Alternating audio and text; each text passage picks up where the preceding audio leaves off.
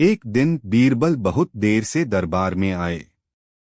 जब बादशाह ने कारण जानना चाहा तो उसने कहा, महाराज, मैं क्या कर सकता हूँ।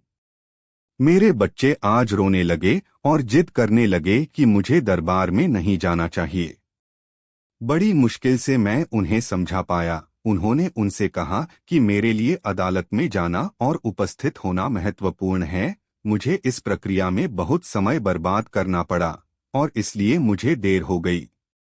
बादशाह बीरबल के बहाने से संतुष्ट नहीं हुए और बोले, बीरबल, मैं आपसे सहमत नहीं हूँ।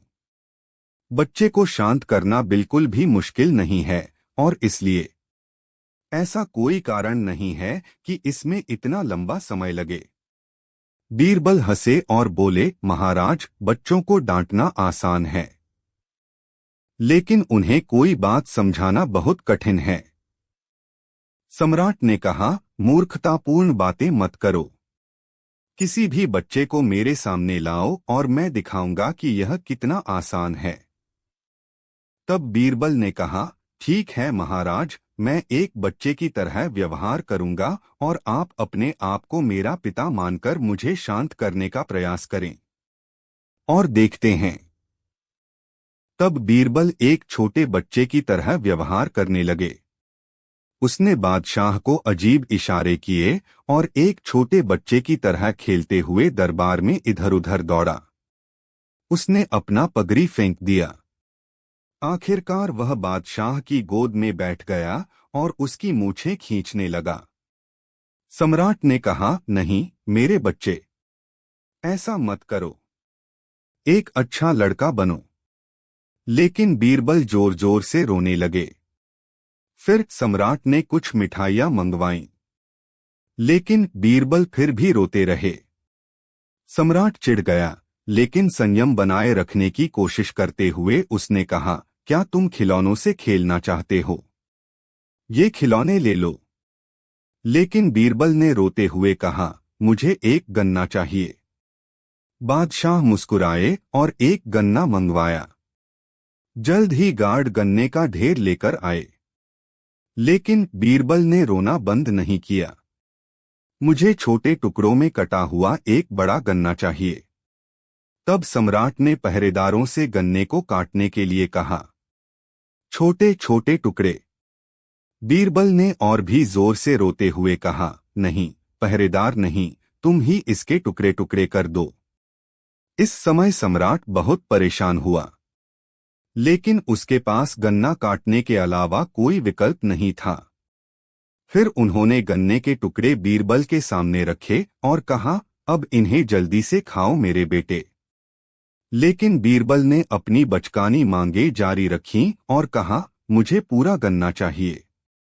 बादशाह ने ढेर से एक पूरा बेंत निकाला और बीरबल को देते हुए कहा, यह लो और रोना बंद करो। लेकिन बीरबल ने रोते हुए कहा, नहीं, ऐसा नहीं है, मुझे इन छोटे टुकड़ों में से एक पूरा गन्ना चाहिए। अरे मूर्ख बच्चे, यह संभव नहीं है। सम्राट बहुत नाराज हुआ, लेकिन बीरबल रोते रहे।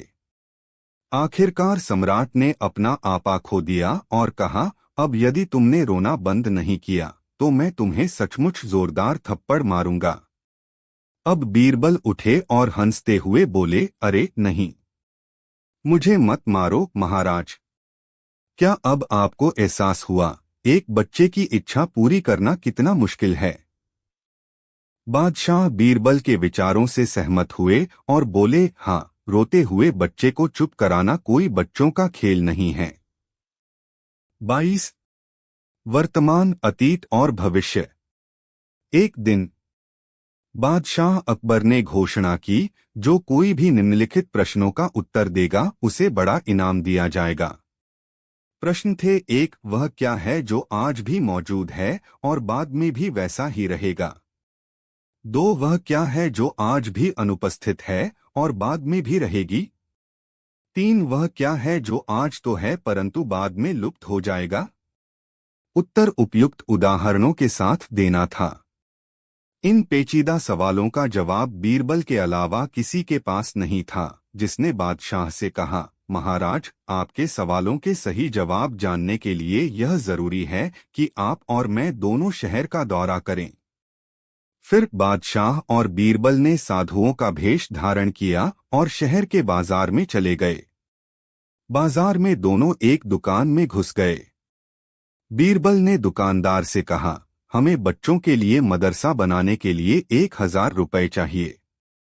जब दुकानदार ने अपने मुनीम को पैसे साधुओं को देने के लिए कहा तो बीरबल ने आगे कहा, आपके पैसे लेते समय मैं आपसे जो भी छोटा रुपया लूंगा उसके लिए मैं आपके सिर पर जूते मारूंगा।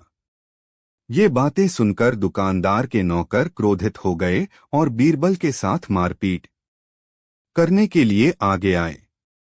लेकिन दुकानदार ने उन्हें चुप रहने को कहा और कहा, मैं पिटाई सहने के लिए तैयार हूं, बशर्ते मुझे भरोसा हो कि मेरे द्वारा दिए गए पैसे किसी नेक काम में इस्तेमाल किए जाएंगे। इतना कहकर दुकानदार ने अपना सिर नीचे कर लिया और बीरबल को जूते मारने को कहा। बीरबल और बादशाह दोनों बिना कुछ बोले दुकान से चले गए। वे साथ चल रहे थे और रास्ते में बीरबल ने चुप्पी तोड़ी और कहा, देखिए मेरे भगवान, इसका मतलब है कि दुकानदार के पास आज पैसा है और उसका नेक इरादा उसे कल इनाम दिलाएगा। 10,114 यानी भविष्य में। इसका मतलब है कि उसने अपनी मृत्यु के बाद स्वर्ग में अपना स्थान सुरक्षित कर लिया है, और इसका मतलब यह भी है कि आज उसके पास जो कुछ भी है वह कल भी उसके साथ रहेगा। तभी उनकी मुलाकात एक भिखारी से हुई। उन्होंने देखा कि एक व्यक्ति उसे खाना दे रहा था जो उसके लिए काफी था। बीरबल ने भिखारी से कहा, हमें कुछ खाना दो, हम भूखे हैं। परंतु भिखारी उन पर चिल्लाया, बाहर निकलो मूर्खों। तब बीरबल ने कहा, आपके दूसरे प्रश्न के उत्तर में यह भिखारी भगवान को प्रसन्न नहीं कर पाएगा। तो इसका मतलब यह है कि जो आज इसके पास नहीं है वह कल भी इसके पास नहीं रहेगा। कुछ समय बाद उन्होंने एक साधु को एक पेड़ के नीचे ध्यान में लीन देखा। बीरबल ने उसके सामने कुछ पैसे रखे, लेकिन साधु ने कहा, कृपया इसे ले लो, यह मेरे लिए गलत तरीके से कमाया गया पैसा है, मुझे यह नहीं चाहिए। अब बीरबल ने कहा, महाराज, इसका मतलब यह है कि अभी यह अनुपस्थित है लेकिन बाद में यह मौजूद रहेगा। आज वह इन सभी सुखों की उपेक्षा कर रहा है लेकिन कल वह इन्हें प्राप्त करने के लिए बाध्य है। और महाराज, चौथा उदाहरण आपका अपना मामला है। अपने पिछले जीवन के अच्छे कर्मों के कारण आप आज एक अच्छा जीवन जी रहे हैं और जीवन के सुखों का आनंद ले रहे हैं। आपके पास धन और कीमती सामान हैं। यदि आप अपना अच्छा शासन जारी रखते हैं और न्याय आपको बाद में भी मिलेगा, लेकिन यदि आपका आचरण कभी गलत हुआ तो आपको यह भविष्य के लिए सुरक्षित नहीं मिलेगा। बादशाह बीरबल के चतुराईपूर्ण और ईमानदार उत्तरों से बहुत प्रसन्न हुए। 23 राजसी आनंद। एक नौकर जो शाही शयनकक्ष में सम्राट का बिस्तर बनाता था, एक दिन उस पर कुछ देर लेटने के लिए ललचाया। फिर नौकर चुपके से उस पर लेट गया, लेकिन फिर वह इस डर से जल्दी से उठ गया कि कहीं कोई उसे देख न ले। लेकिन एक गार्ड ने पहले ही उसे बिस्तर से उतरते हुए देख लिया था। दुर्भाग्य से गार्ड और नौकर के एक दूसरे के साथ अच्छे संबंध नहीं थे, इसलिए पहरेदार तुरंत बादशाह अकबर के पास गए और उन्हें बताया कि नौकर ने क्या किया है। यह सुनकर बादशाह क्रोधित हो गए और आदेश दिया, कल सुबह उस नौकर को 20 कोड़े मारने की सजा दो। नौकर यह जानकर डर गया कि उसे ऐसी सजा मिलने वाली है। वह तुरंत बीरबल के यहाँ गया। वहां उन्होंने बताया, बीरबल, ये क्या हो गया? बीरबल ने उसकी बात सुनी और कहा, जैसा मैं कहता हूँ वैसा ही करो और बिल्कुल भी चिंता मत करो। यह सुनकर नौकर खुश हो गया और महल में लौट आया। आधी रात को अचानक हलचल से पूरा महल जाग गया। कोई चिल्ला रहा था, रो रहा था। जल्द ही सभी लोग आकर उसके चारों ओर खड़े हो गए। उन्हें यह देखकर आश्चर्य हुआ कि जो व्यक्ति रो रहा था वह कोई और नहीं बल्कि वही सेवक था जिसे बादशाह ने सजा दी थी। उसने अपनी आंखें स्वर्ग की ओर उठाईं, गहरी आह भरी और कहा, हे भगवान, कृपया महामहिम पर दया करें। नौकर उदास होकर स्वर्ग की ओर इशारा करता रहा। दूसरे पहरेदारों ने सोचा कि शायद उस पर किसी बुरी आत्मा का साया है और उन्होंने उस पर पवित्र जल छिड़कना शुरू कर दिया। इस हलचल से सम्राट महारानी भी जाग गए। वे भी नीचे सर्वेंट क्वार्टर में आ गए। फिर भी नौकर ने रोना बंद नहीं किया। कृपया क्षमा करें मेरे प्रभु, सम्राट पर दया करें। सम्राट को देखकर उसकी आंखों से आंसू बहने लगे। वह रोते हुए बोला, महाराज, आपके लिए यह कितनी बड़ी सजा है। तुम्हारा मेरा कुछ भी नहीं। सम्राट आश्चर्यचकित हो गए और बोले, कैसा दंड? बकवास मत करो। नौकर ने कहा, महाराज, मैंने सपना देखा कि मृत्यु के दूत यमदूत ने आपको एक खंभे से बांध दिया है और आपको कोड़े मार रहा है। मैंने यह देखा और यमदूत और आपके बीच कूदते हुए कहा, मेरे स्वामी, कृपया मत करो, मेरे सम्राट को चाबुक मत मारो, इसके बजाय मैं कोड़े खाने के लिए तैयार हूँ। लेकिन यमदूत ने कहा, नहीं, इस आदमी के साथ सजा अवश्य होनी चाहिए। सजा? आप उस बिस्तर पर केवल कुछ सेकंड के लिए सोए थे और सोए थे। 20 कोड़े की सजा सुनाई गई, जबकि यह सम्राट सो रहा है। कई वर्षों तक इसी बिस्तर पर उसे 1000 गुना अधिक कोड़े मारे जाने चाहिए। यह कहकर नौकर फूट फूट कर रोने लगा। बादशाह चुप रहे और अपना दंड आदेश वापस ले लिया। उन्हें इस नाटक के मंचन में बीरबल की भागीदारी का पूरा यकीन था। 24 बीरबल और हाथी। एक दिन राज दरबार में एक व्यक्ति के कर्म और भाग्य पर बड़ी चर्चा चल रही थी।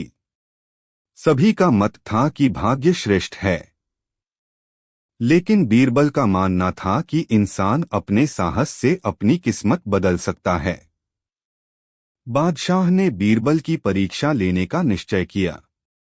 उन्होंने एक हाथी चालक को बुलाया और कहा, देखो, बीरबल प्रतिदिन नदी में स्नान करने जाता है और जिस रास्ते से वह जाता है वह इतना संकरा है कि दोनों तरफ जाना असंभव है। जब बीरबल उस पर चले तो अपने एक को भेज देना सड़क के दूसरे छोर से हाथी। अगले दिन हाथी चालक एक हाथी को सड़क के दूसरे छोर पर ले गया। जब बीरबल सड़क के बीच में पहुंचे तो हाथी चालक ने हाथी को अपनी छड़ी से घायल कर दिया। हाथी आक्रामक हो गया और दौड़ने लगा। संकरी सड़क। हाथी को भागता देख बीरबल बहुत डर गए उसकी ओर, लेकिन फिर भी वह हिम्मत न हारते हुए देखने लगा। आसपास वहां बीरबल को एक कुत्ता दिखाई दिया। कुत्ता कमजोर लग रहा था। उसने तुरंत कुत्ते को उठाया और हाथी पर फेंक दिया। कुत्ता हाथी की गर्दन पर गिर गया। उसके नुकीले पंजे हाथी की गर्दन में घुस गए। हाथी इतना भ्रमित हो गया कि वह पीछे हटने लगा। हाथी की उलझन का फायदा उठाकर बीरबल पीछे हट गया और अदालत की ओर भागे। जब बादशाह ने बीरबल को देखा तो बोले, बीरबल, तुम सही कह रहे हो। साहस से किसी का भाग्य बदला जा सकता है। मैं अब पूरी तरह से आश्वस्त हूँ, बीरबल ने उत्तर दिया। महाराज, आपने मेरी परीक्षा ली, लेकिन अगर हाथी मुझे अपने पैरों के नीचे कुचल देता तो क्या होता? कार्य करने से पहले व्यक्ति को सोचना चाहिए। 25 एक बुरी आदत। बीरबल को तंबाकू चबाने की बुरी आदत थी। अक्सर उन्हें इसकी एक चुटकी चबाते हुए देखा जा सकता है। बादशाह बीरबल की इस आदत के बहुत खिलाफ थे। एक दिन जब बीरबल और अकबर सैर कर रहे थे तो उनकी नजर तंबाकू के कुछ पौधों पर पड़ी। पौधों के पास एक गधा खड़ा था। यह सूंघ गया। पौधे लगाए और आगे बढ़ गए। गधे को देखकर बादशाह अकबर ने बीरबल से कहा, देखो बीरबल, तंबाकू चबाना कितनी बुरी बात है। उस गधे को भी यह पसंद नहीं है। बीरबल ने चुपचाप अपनी तंबाकू की थैली निकाली और एक चुटकी तंबाकू मुंह में डाल ली। फिर सीधे सम्राट की ओर देखते हुए बोला, आप सही कह रहे हैं महाराज, गधा तो तंबाकू चबाता ही नहीं। अगली सुबह बादशाह अकबर और बीरबल फिर सैर के लिए निकले। सर्दी का मौसम था और मौसम बहुत ठंडा था। बादशाह ने बीरबल से कहा, आज बहुत ठंड है ना? हाँ महाराज, 2 मुट्ठी ठंड है। इसका अर्थ क्या है? सम्राट ने आश्चर्य से पूछा। महाराज सामने देखिए। बादशाह ने देखा तो एक आदमी बगल के पास दोनों मुट्ठियां कस कर जा रहा था। तब जाकर बादशाह को समझ आया कि बीरबल वास्तव में क्या कहना चाहता है। 26 मिट्टी पर पैर। एक दिन बादशाह अकबर दरबार में आए और नित्य कर्म निपटाने लगे। तभी एक दूत रानी का संदेश लेकर आया कि वह सम्राट को अपने महल में देखना चाहती है। जब बादशाह रानी के महल में जाने के लिए खड़े हुए तो सभी दरबारियों ने उन्हें बधाई दी।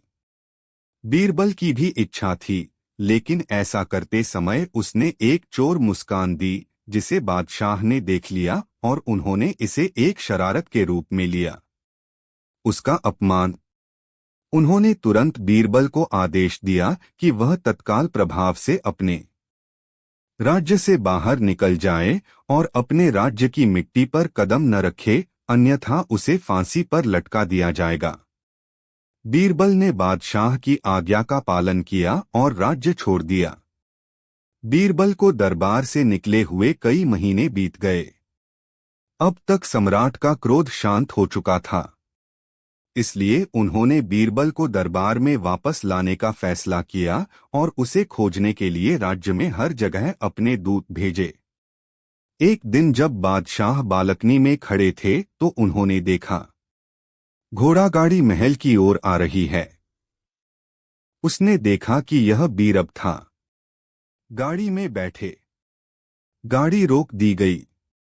बादशाह ने गुस्से में बीरबल से पूछा, बीरबल, तुम राज्य में वापस क्यों आए हो? महाराज, बीरबल ने विनम्रता से उत्तर दिया, मैं उसी दिन चीन के लिए रवाना हुआ था जब आपने मुझे अपने दरबार से बाहर निकाला था। मैंने अपनी गाड़ी के फर्श को चीन की मिट्टी से ढक दिया था और अब मैं उसी पर रहता हूँ। इसी कारण और आपकी आज्ञा का पालन करते हुए मैंने आपकी धरती पर पैर नहीं रखा और गाड़ी में ही बैठा रहा। यह पाप है। बीरबल के उत्तर से बादशाह प्रसन्न हुए। उन्होंने मुस्कुराते हुए उसे अगली सुबह से दरबार में उपस्थित होने के लिए कहा। 12:07 दोपहर के 3:51 सुनील कुशवाहा 731817 खोजा के 3 सवाल। एक दिन सम्राट एक दरबारी से बात कर रहा था जो खोजा था। बादशाह ने बीरबल की बहुत प्रशंसा की। इससे खोजा बहुत नाराज हुआ। अधिकता। वह हमेशा अपने आप को सबसे बुद्धिमान व्यक्ति समझता था। वह बहुत कुछ गुप्त रखता है। वे सदैव स्वयं ही मुख्यमंत्री रहे, परंतु राज्य के मामलों पर वांछित बताए जाने के कारण यह संभव नहीं हो सका।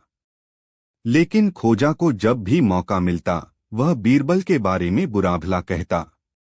तो यही कारण था कि बादशाह बीरबल की प्रशंसा सुनकर वह बहुत क्रोधित हो गए। बीरबल को नीचा दिखाने के लिए उन्होंने कहा, महाराज, आप बीरबल को बहुत अधिक महत्व देते हैं और वह भी बिना कुछ लिए। बादशाह ने अपनी टिप्पणी का बचाव किया और कहा, लेकिन बीरबल किसी भी अन्य दरबारी की तुलना में चतुर है। कोई भी बीरबल के समान प्रश्नों का तार्किक और उचित उत्तर नहीं दे सकता है। तब खोजा ने कहा, महाराज, बीरबल को सबसे बुद्धिमान मानने का आपका मूल्यांकन मुझे तभी स्वीकार्य होगा जब वह मेरे 3 प्रश्नों के उचित उत्तर देगा, और तभी उसके लिए आपकी प्रशंसा उचित होगी। सम्राट मुस्कुराए और बोले, अच्छा, आपके प्रश्न क्या हैं? खोजा ने निम्नलिखित प्रश्न पूछे। 1. आकाश में कितने तारे हैं? 2. पृथ्वी का केंद्र कहाँ है? 3. इस धरती पर पुरुषों और महिलाओं की अलग अलग संख्या क्या है? खोजा के सवालों से बादशाह बहुत खुश हुए। उन्होंने तुरंत बीरबल को बुलाया। जल्द ही बीरबल दरबार में आए। बादशाह ने उससे खोजा के 3 सवाल दोहराते हुए कहा, देखो बीरबल, अगर तुम सवालों के सही जवाब नहीं दे पाए तो तुम्हें तुम्हारे पद से निलंबित कर दिया जाएगा। ठीक है महाराज। शरीर पर प्रचुर बालों वाली भेड़ लाने के लिए इस नौकर को जवाब देने में मुझे 6 घंटे लगेंगे। उसने अपने से पूछा। बीरबल उस बालों वाली भेड़ को लेकर बादशाह के पास गए और बोले, महाराज, खोजा के पहले सवाल का जवाब यह है कि इस भेड़ के शरीर पर जितने बाल हैं उतने ही स्वर्ग में तारे हैं। अगर आपको कोई संदेह हो तो आप खोजा से पूछ सकते हैं। बालों को खुद गिनना और ढूंढना। आकाश में तारों की संख्या। फिर दूसरे प्रश्न का उत्तर देने के प्रयास में बीरबल ने फर्श पर कुछ रेखाएं खींची और एक लोहे की छड़ को जमीन पर स्थापित किया और कहा, यह पृथ्वी का केंद्र है। यदि खोजा को कोई संदेह हो तो वह कर सकता है। इसे मापो और उसके दूसरे प्रश्न का उत्तर ढूंढो। तीसरे प्रश्न का उत्तर देते हुए बीरबल ने कहा, महाराज, पुरुषों और महिलाओं की अलग अलग सटीक संख्या का पता लगाना बहुत मुश्किल है, क्योंकि इस धरती पर स्त्री पुरुष के अलावा हमारी खोजा जैसी एक श्रेणी ऐसी भी है जो न तो पुरुष है और न ही महिला। अत महामहिम से मेरा विनम्र अनुरोध है कि यदि ऐसे सभी लोगों को किसी भी श्रेणी में नहीं आते मार दिया जाए तो मेरे लिए पुरुषों और महिलाओं की अलग अलग गिनती करना आसान हो जाएगा। बीरबल का जवाब सुनकर सभी दरबारी हंस पड़े। खोजा काफी शर्मिंदा होकर दरबार से चला गया। 28 मोची का न्याय। एक दिन बीरबल ने बादशाह अकबर से अनुरोध किया, यदि मैं कभी कोई अपराध करता हूं तो मुझे सजा तय करने के लिए न्यायाधीशों को चुनता हूं। यह मेरा आपसे विनम्र अनुरोध है, कृपया इसे स्वीकार करें। बादशाह सहमत हो गए और बीरबल वास्तव में बहुत खुश हुए।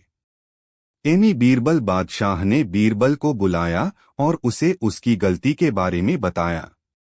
उन्होंने बीरबल को सजा भुगतने के लिए भी कहा। बीरबल ने बादशाह से अपनी पसंद के न्यायाधीशों को नियुक्त करने का अनुरोध किया। बादशाह सहमत हो गए और उनसे अपने न्यायाधीशों को चुनने के लिए कहा। बीरबल ने 5 मोचियों को मुकदमे में जज नियुक्त किया। सम्राट ने आश्चर्य से पूछा, ये मोची क्या न्याय कर सकते हैं? आपको इसके बजाय कुछ शिक्षित व्यक्तियों को चुनना चाहिए था। लेकिन अंततः बीरबल की पसंद के अनुसार 5 मोचियों को बीरबल का मुकदमा सुनने के लिए नियुक्त किया गया। बीरबल ने उन्हें अपनी गलती बताई और अपना फैसला देने को कहा। अचानक मोचियों को याद आया कि कुछ साल पहले बीरबल ने उन्हें बहुत परेशान किया था। इसलिए उन्होंने बदला लेने का फैसला किया। पहले मोची ने कहा, महाराज, बीरबल ने बहुत बड़ा अपराध किया है, उसे 100 रुपए का जुर्माना देना होगा। दूसरे मोची ने कहा, यह तो बहुत बड़ी सजा है। उसने सोचा कि रकम इतनी भारी है कि इसका बीरबल की पत्नी और बच्चों पर प्रतिकूल प्रभाव पड़ेगा और उन्हें बहुत कष्ट होगा। अत उन्होंने जुर्माने की राशि 20 रुपए कम कर दी। तीसरे मोची को भी 80 रुपए का जुर्माना बहुत ज्यादा लगा, इसलिए उसने इसमें 60 रुपए कम कर दिए। चौथे मोची को यह रकम भी बहुत बड़ी लगी। 5वां व्यक्ति भी अपने सहकर्मियों से सहमत था। अंत में कुछ चर्चा के बाद यह निर्णय लिया गया कि बीरबल को केवल 20 रुपए का जुर्माना देना चाहिए। बादशाह को तुरंत एहसास हुआ कि बीरबल काफी चतुर था। मोचियों को न्यायाधीश नियुक्त किया है और इस तरह सजा से बचने में कामयाब रहे हैं। मोची चले गए। सम्राट ने 20 रुपए की रकम को कुछ नहीं समझा, लेकिन गरीब मोचियों के लिए यह निश्चित रूप से बहुत बड़ी रकम है। साल भर की कड़ी मेहनत के बाद भी उनके लिए 10 रुपए भी बचाना संभव हो सका। उन्हें गरीबी से जूझ रहे मोचियों पर दया आ गई और साथ ही बीरबल की बुद्धि और बुद्धिमता को देखकर उनसे विनती की, अगर तुम्हारी बात सही है तो इसे मुझे साबित करके दिखाओ। मेरी सोच से तो मेरी हुकूमत में अंधों की कोई तस्वीर नहीं होगी। बीरबल की बुद्धि बहुत तीव्र थी। उन्होंने तुरंत ही अपनी बात को साबित करने का एक तरीका सोचा। दूसरे दिन वे बिना बुनी एक चारपाई लेकर बाजार में एक तरफ बैठ गए और उसे बुझाने लगे। नई अकबर बीरबल की कहानी। साथ ही उन्होंने कहा कि अपने एक सेवक को कागज और कलम लेकर अपने बगल में खड़े रहने को कहा। वह बाजार था, इसलिए वहां लोगों का आना जाना लगा ही रहता था। बीरबल वैसे भी प्रसिद्ध व्यक्ति थे। जब भी उनकी दृष्टि ऊपर उठती थी, वह आश्चर्यचकित हुए बिना नहीं रह पाती थी। बादशाह अकबर के नवरत्नों में से एक महान योद्धा इस प्रकार की चारपाई बुनते हुए देखने वालों का आश्चर्य में पड़ना स्वभाव ही था। वे वहां उत्सुकतावश रुककर बोले, बीरबल महाराज, ये आप क्या कर रहे हैं? इस प्रश्न को कोई उत्तर नहीं देता था, सिर्फ उनके सेवक प्रश्न करने वाले व्यक्ति का नाम और पता लिखता था। लोग कपड़ों में फुसफुसाने लगे, बीरबल पागल हो गए हैं, देखो तो कैसे अजीब ढंग से यहाँ बैठे चारपाई बन रहे हैं और आधारभूत पर कुछ गवाही भी नहीं। हमें तो समझ ही नहीं आ रहा उनके इस तरह यहाँ खुशी चारपाई बिछाने का मकसद क्या है। जल्द ही यह बात जंगल की आग की तरह चारों ओर फैल गई। बीरबल के आसपास लोगों का जमघट लग गया। बादशाह को भी बीरबल के इस विचित्र कारनामे की जानकारी मिली। तब वे स्वयं वहां पहुंच गए। वे भी बीरबल को उस अवस्था में देखकर आश्चर्यचकित हुए बिना नहीं रह सके। उसने बिना देर किए पूछा, बीरबल, यह क्या हो रहा है? बीरबल ने पहले की तरह ही बिना उत्तर दिया, अपने सेवक को बादशाह का भी नाम सूची में लिखने का संकेत दिया।